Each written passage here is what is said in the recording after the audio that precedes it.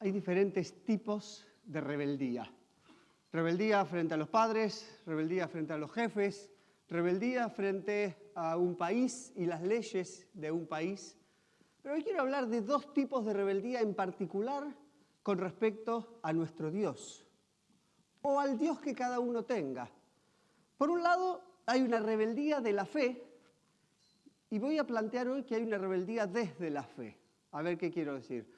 Rebeldía de la fe es cuando hemos escuchado, hemos conocido acerca de Dios e intencionalmente tratamos de alejarnos de ese Dios. Rechazamos ese llamado de la fe y tratamos de negarlo. Es la persona que dice, no quiero saber nada con Dios. Es decir, no es alguien ateo, es alguien que decide no tener nada con ese Dios en el cual cree que existe, pero decide no tener nada con Él. No es lo mismo que alguien que está buscando a Dios y en su escepticismo le cuesta creer. No veo eso como rebeldía. Me cuesta creer significa estoy en una búsqueda sincera y estoy luchando, pero no porque me estoy rebelando, porque estoy tratando, estoy caminando y estoy buscando. Pero sí me refiero a aquel que ya encontró y ya cree, pero decide, porque no le conviene, decide alejarse. Lo veo eso como una rebeldía de la fe. Ahora hay otra que es rebeldía desde la fe, porque la entiendo más como alguien que cree en Dios, entiende lo que Dios espera de esa persona y sin rechazar a Dios, decide rechazar lo que Dios espera de ella.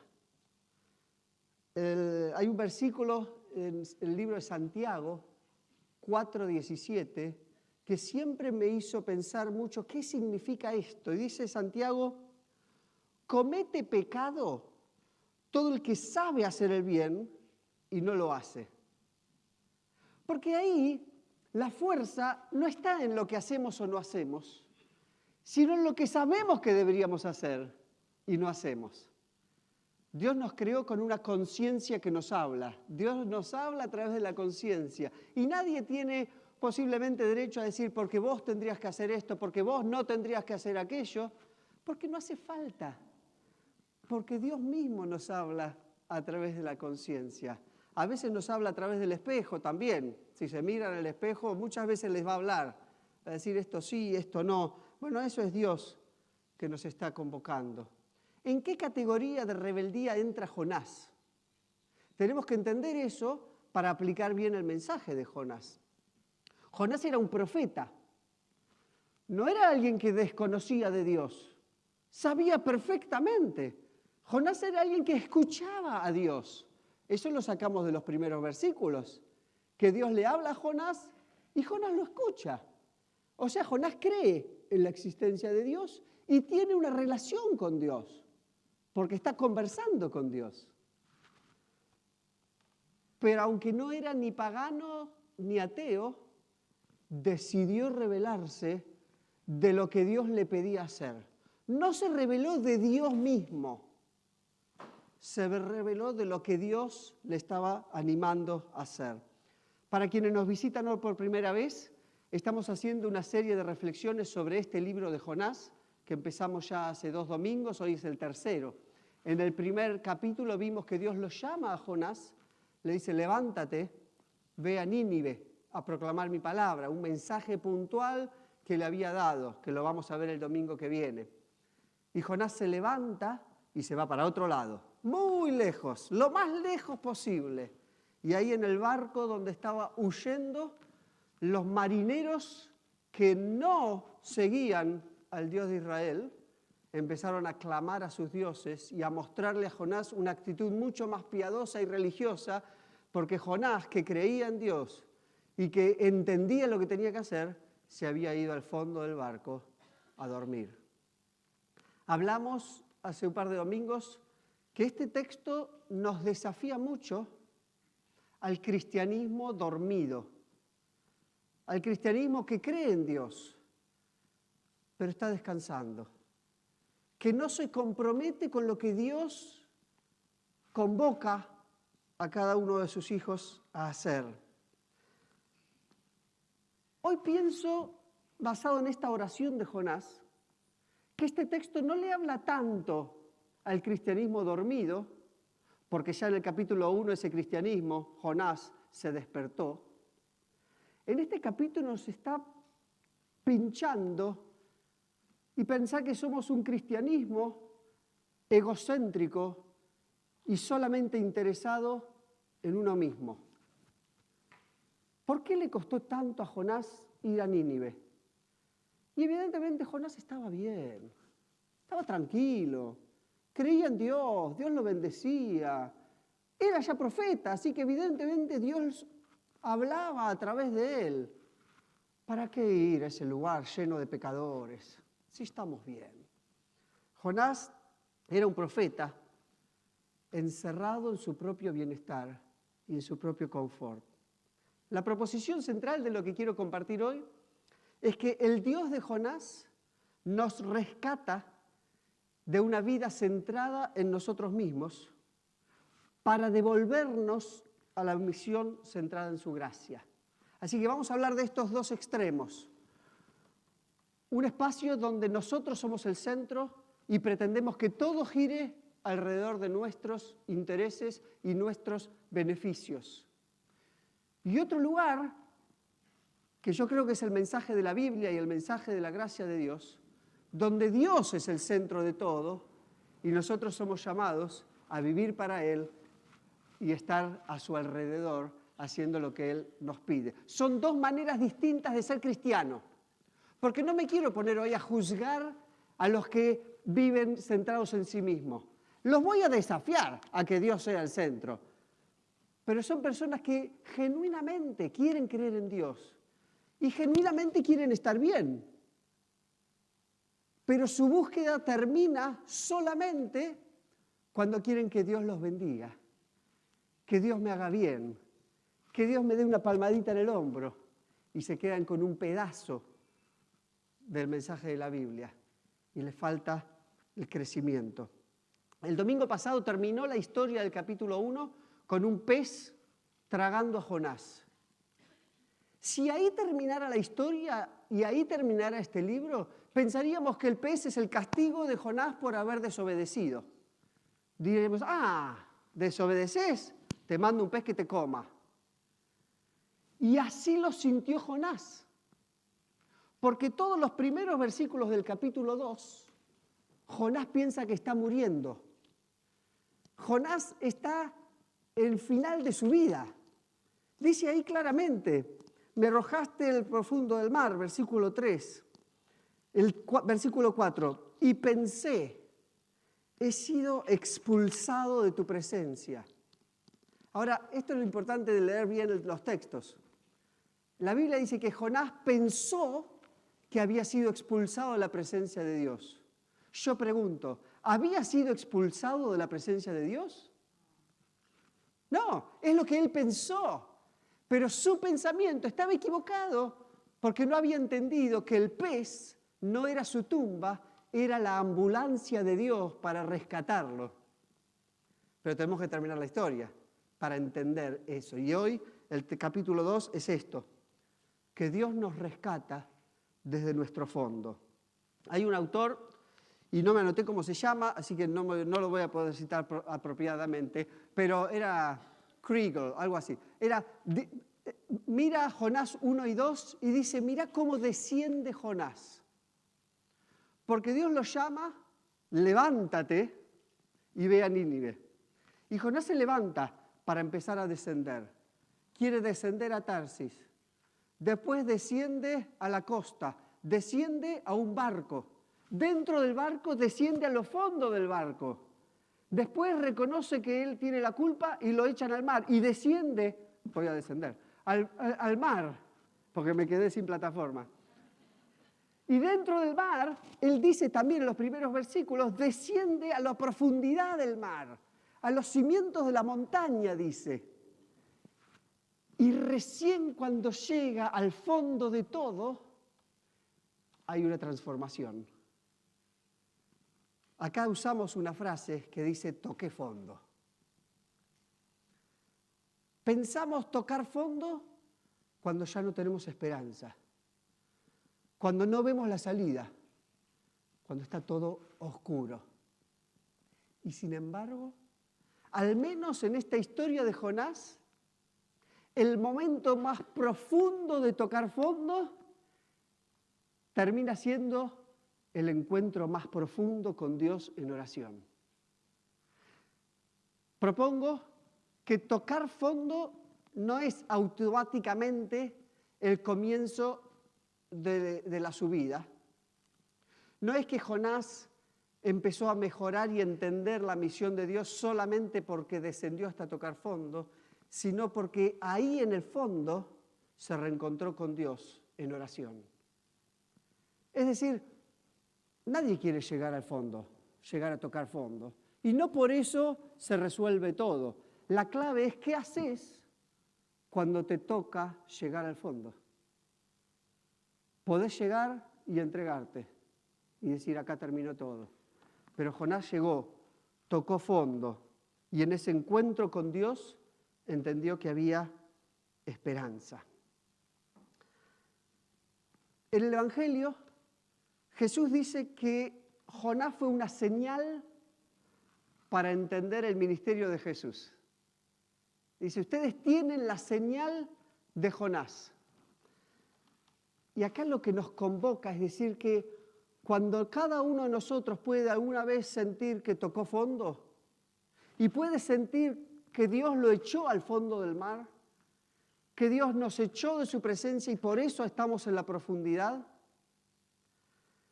esta historia es una señal de que Jesús decidió tocar fondo para venir a rescatarnos de ese lugar. No para abandonarnos, no para echarnos de su presencia. Jesús entra en nuestro fondo para venir a rescatarnos y empezar el momento de la ascensión, volver hacia adelante. Por eso creo que es importante entender que la rebeldía de Jonás no está hablando, y voy a retomar un poco la introducción, no está hablando de la rebeldía de la fe, de alguien que no quiere creer en Dios, sino de alguien que cree en Dios. Pero su fe depende de su circunstancia. Es decir, mientras estamos bien, Dios es fabuloso. Es hermoso Dios, qué bueno que es Dios cuando la vida nos sonríe. Y de golpe cuando nos pide algo fuera de nuestra zona de confort, y vamos a tocar fondo. La vida es un desastre. Dios me abandonó. Y Dios dice, yo no te abandono. Hay una promesa en la Biblia. Nunca te abandonaré, nunca te dejaré. Nosotros nos sentimos abandonados, pero Dios siempre está, incluso hasta el fondo, para levantarnos. Ahora, voy a cambiar un poco, porque el versículo 8 me costó mucho entenderlo. Viene la historia de Jonás. Jonás está en el fondo del mar orando. Y dentro de su oración empieza una parte de proclamación, versículo 8. Dice, los que siguen a ídolos vanos, esta versión, nueva versión internacional, traduce, abandonan el amor de Dios. Luché con este versículo, porque estaba tratando de entender qué tiene que ver con la historia de Jonás y con el aprendizaje que fuimos estudiando hasta acá. Los que siguen ídolos vanos abandonan el amor de Dios. Hasta acá Jonás no había seguido a ningún ídolo. De hecho, en el capítulo 1, los que seguían a otros dioses habían sido más ejemplo piadoso que Jonás mismo. Entonces, ¿por qué Jonás viene acá ahora a cuestionar a los que siguen ídolos vanos? Bueno, profundicé un poco el estudio de este texto y me di cuenta que hay distintas opciones de traducción por cómo está escrito el hebreo de esta oración. De hecho, y de paso les muestro un poquito cómo estudiar más la Biblia, algunas de las Biblias en español tienen notas al pie. ¿Vieron? Está el texto que los traductores dijeron, nos parece que esto es una buena forma de interpretar, pero a veces abajo hay aclaraciones. Y por lo menos esta Biblia, esto es un problema. En la computadora se ve más grande. Pero hay una pequeña letra B para los jóvenes que ven bien. Al finalizar la parte que dice abandonan el amor de Dios. Y si uno va al pie de página, en la B, dice hay una alternativa que es desprecian la misericordia suya.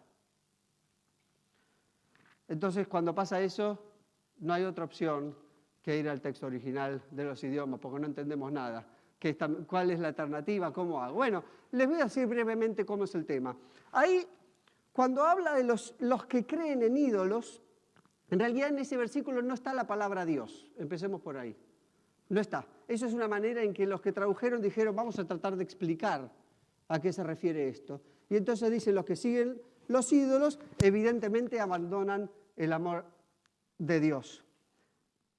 Pero en realidad, lo que está diciendo acá, en la manera en que lo entiendo yo, es que los que siguen a ídolos vanos abandonan su misericordia, la misericordia de los ídolos vanos. Que los ídolos vanos no llegan a satisfacerles, entonces pueden creer en un ídolo y al final, como no me sirve, abandonan a ese ídolo en algún momento de su vida. No está hablando de Dios, está hablando de los ídolos. ¿Por qué digo esto? Porque el siguiente versículo hace un contraste y dice, pero yo, en cambio, te ofreceré sacrificios y cánticos de gratitud, cumpliré las promesas que te hice. Entonces dicen, los que siguen ídolos, a la larga los van a abandonar porque no entendieron nada. En cambio yo, que sigo a Dios, aunque me equivoqué y me rebelé, voy a cumplir las promesas que le hice a Dios y voy a seguir siendo fiel a Dios. No lo voy a abandonar. Esta oración de Jonás es una oración de reconfirmación de mi fe. Me desvié, desoí lo que me pidió, pero acá estoy y voy a seguir el camino de la fe. Por eso es una oración de restitución, de reorientación. Después de tocar fondo, vuelvo a levantar. Mi pregunta para nosotros entonces es, ¿será que Dios también nos tiene que rescatar a nosotros de algún ídolo que tengamos en nuestro corazón? Puede ser que creamos en Dios, pero haya algo que nos atrae más que Dios mismo. ¿Qué podría ser? ¿Cuáles son los ídolos de nuestra época? Porque dependiendo de la época hay distintos ídolos. En nuestra sociedad, en nuestra cultura, hay varios ídolos que nos atraen tanto que ponemos a Dios en segundo lugar. La Biblia va a decir que esos ídolos que parecen traernos satisfacción, en algún momento nos van a fracasar y en algún momento vamos a dejar. Alguno dirá, los más fáciles quizás, y sí, el dinero es un ídolo. Todos se mueren, se desviven por tener más dinero. Y a la larga el dinero es una herramienta que Dios da, puede ser buena, puede ser mala, pero no nos satisface. Alguno dirá el poder, porque vivimos para tener poder, que la gente esté alrededor nuestro y nos levanten y tengamos buen prestigio y reputación, y a la larga si vivimos solamente para eso, nos va también a abandonar. Alguno dirá, y es mi tesis de hoy, que el bienestar personal, el confort personal, es un gran ídolo que nos atrae y que se disfraza de un buen consejo. Lo más importante es que te sientas bien. Mientras estemos bien, está todo bien. Alguno dice también, y a veces decimos, mientras haya salud, el resto no importa. ¿Qué estamos diciendo como cristianos? Si decimos que mientras haya salud, el resto no importa. ¿Dónde está Dios ahí? Significa que si tengo salud, está todo bien, Dios. Ahora, ¿pierdo la salud? Salí de acá. ¿Pero qué habla eso de nuestra madurez de fe? ¿Qué habla eso de nuestra madurez cristiana? Incluso dentro de la iglesia nos puede pasar. Que Dios nos llama a ser herramientas en sus manos para procurar el bienestar de la ciudad, el bienestar de otros pueblos. Interesadamente nos enfocamos solamente en nuestro bienestar. De ahí surge el llamado a las misiones. De ahí surge que Dios le dice a Jonás, levántate a otro lado, te voy a incomodar. Y Jonás dice, no quiero, me voy a otro lado. De ahí surge también Hechos capítulo 16, cuando Pablo está tratando en su viaje misionero de ir a distintas ciudades y dice, bueno, quiero ir por acá. Pensaría que era una buena estrategia, pensaría, quiero hacer el bien acá. Y Dios le dice, no, no vas a ir ahí, te voy a cortar el camino. Y dice, bueno, vamos a tratar de ir para allá. Estoy en versículos 6 y 7. Pero el Espíritu de Jesús le dijo, no, no vas a ir por ahí. Dios tiene un plan y lo va a llevar a cabo. Y a veces nos queremos ir para otro lado, pero Dios nos va a decir, vení, te voy a rescatar de tu propia búsqueda. Este ejemplo de grupos misioneros que van a otros lados a servir nos muestra eso. Estas personas que nos visitan y vienen a servirnos, literal, si los que estuvieron en esta semana los vieron sirviéndonos, cuidando niños, cocinando, acompañando, pintando un centro cultural con la fundación. Vinieron a hacer cosas que podríamos hacer nosotros, pero decidieron dejar su comodidad del primer mundo, decidieron invertir para venir a estar con nosotros y acompañar. Deciden dejar su interés propio para entregarse a nosotros. Y a nosotros nos cuesta. Voy a decir una palabra pastoral con amor, de la manera en que Dios nos habla, para desafiarnos también. Lo natural, lo que nos sale más fácil, es siempre procurar nuestro bienestar, incluso dentro de una iglesia. Muchos de nosotros participamos en grupos de la iglesia o en ministerios. Y si alguna iniciativa es buena para mi grupo, vamos a apoyar. Estamos ahí. ¿Por qué? Porque nos parece importante que nuestro grupo crezca. Y si es algo para otro, y no tanto. Es para otro grupo. Es para otro ministerio. Después vemos. Y a veces les voy a decir, algunos grupos compiten. A ver cuánto espacio les tocan los anuncios. A ver, ¿cuántas veces fue pastor allá tu grupo? Ah, no, el mío no vino este año todavía. Qué difícil. Compiten para ver, bueno, cómo está cada grupo. Y yo les quiero decir que los grupos no son un fin en sí mismo. Es más, nos puede pasar como iglesia también. Que podemos pensar, si es algo que beneficia a la iglesia, vamos todos a apoyar porque somos nosotros. Y Dios nos va a bendecir porque juntos trabajamos para que esta iglesia crezca. Pero es para otro sitio. ¿O para otra iglesia? No, ahí no. Ahí no, porque no me beneficia. No me ayuda, no me sirve. Y lo que Dios nos está diciendo es que la iglesia no es un fin en sí mismo, es un medio que Dios usa para beneficio de otros. Hay una frase que trabajé hace un tiempo, de hecho cuando visité allá, que la iglesia no es un cartel, es una ventana. La iglesia no se ofrece como un fin, mirá lo que somos como iglesia. La iglesia existe como ventana para que se vea lo que Dios está haciendo detrás de la iglesia.